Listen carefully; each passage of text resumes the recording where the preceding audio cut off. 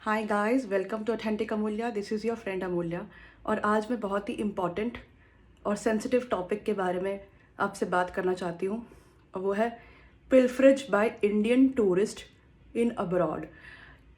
आप एक situation imagine कीजिए कि आपके घर में रहने के लिए आपके फैमिली फ्रेंड्स, कोई रिलेटिव्स, कोई जानकर कोई आया है, और आप उनको एक रूम एलोकेट करते हैं रहने के लिए, और वो 4-5 दिन रह के आपके घर में जाते हैं।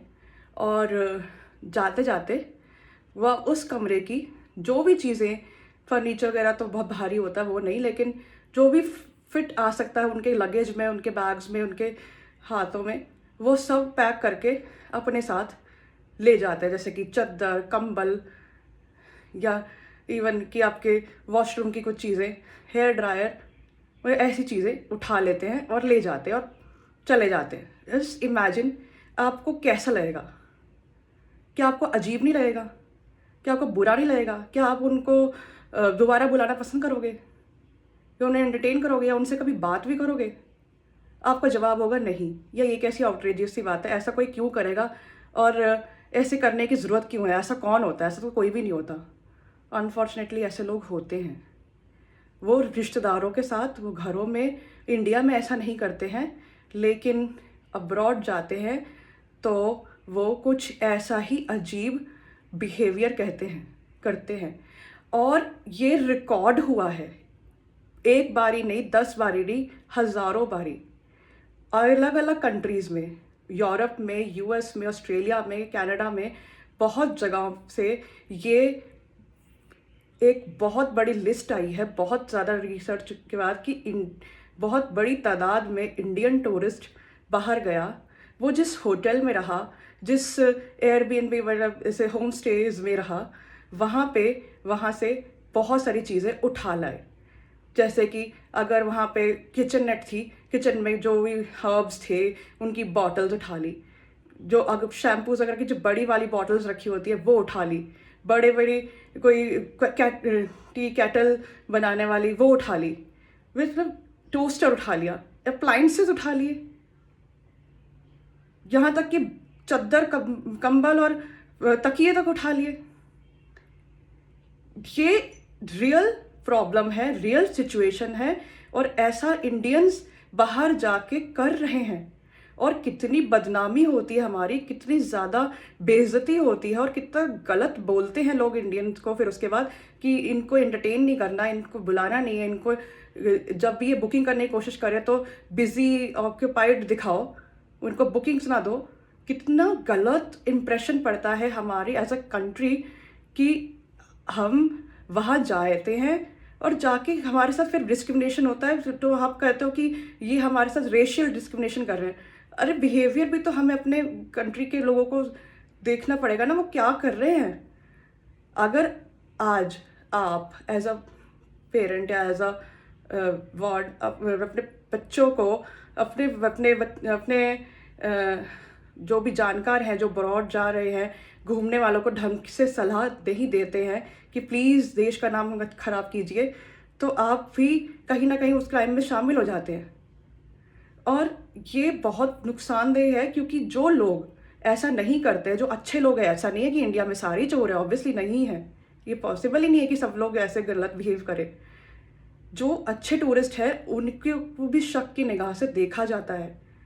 और सिर्फ टूरिस्ट ही नहीं, ऐसे बहुत से इंडियंस हैं जो बाहर अब्रॉड सेटल होना चाह रहे हैं, एजुकेशन करने के लिए, वर्क करने के लिए, बिजनेस करने के लिए, ट्रेडिंग करने के लिए अब्रॉड आते जाते रहते हैं।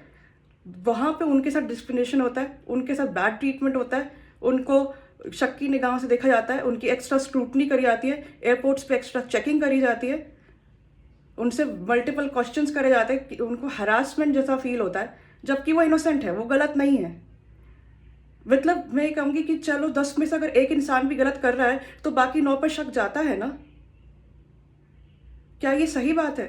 क्या इसके बारे में as a country, as a great large population है, हमें कंबाइंड एज अ सोसाइटी सोचना नहीं चाहिए?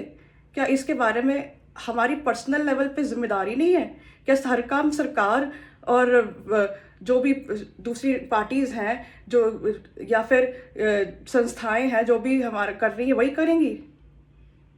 इंडियन जब भी कोई फॉरेन काउंसलेट में एम्बेसीज में वीज़ा अप्लाई करता है, वहाँ पे वीज़ा काउंसलेट में बैठे हुए लोग जो कि उनके अपने अपने देश से इंडिया यहाँ पे आए हैं और यहाँ पे वीज़ा देने की उनकी रिस्पॉन्सिबिलिटी है, वो हर एक को ऐसे जज करते हैं और आराम से वीज़ा नहीं देते। और कंट्रीज के साथ ईजी वीज़ा पॉलिसीज होती है, इंडिया के साथ टफ हो जाती है। क्यों? एशिया में ही है जापान, लेकिन हमारी और उनकी वीज़ा पॉलिसीज़ में इतना अंतर है कि जापानीज़ को वीज़ा अप्लाई करता है तो उनको विद इन अ वीक मिल जाता है। इंडियन कोई वीज़ा अप्लाई करता है तो 3-4 हफ्ते लग जाते हैं, 6 हफ्ते भी लग जाते हैं, और उसके बाद भी ज़रूरी नहीं कि वीज़ा मिल ही जाए। अब हमें लगता है उसका रीज़न क्या होगा? इस टाइप के केसेस ना, और क्या हो सकता है?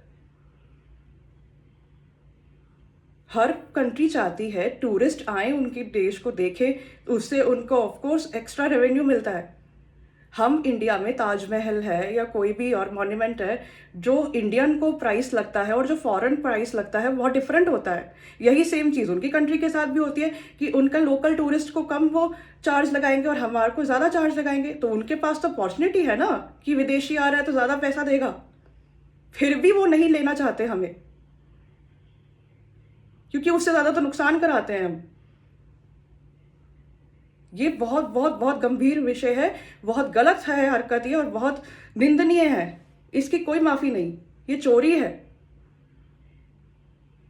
और ये पढ़ के इसके ऊपर पूरा एक वीडियो बना और मैंने उसे देखा और उसके बाद फर्दर रिसर्च करी, मुझे आंकड़े जो सामने आए मुझे शॉक हो गई।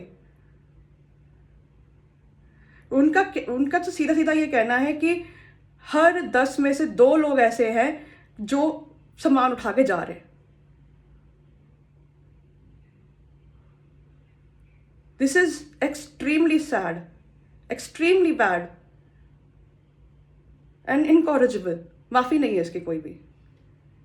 मेरे को अब पढ़ के इतना क्रोध हुआ, इतना दुख हुआ, इतनी हेल्पलेसनेस हुई कि मैं आपको बता नहीं सकती शब्दों में। हम बचपन में प्लेज लेते थे, India is my country, I love my country. ये लव है आपका अपनी कंट्री के प्रति? एक मछली पूरा तालाब गंदा करती है, कहावत पढ़ी है ना।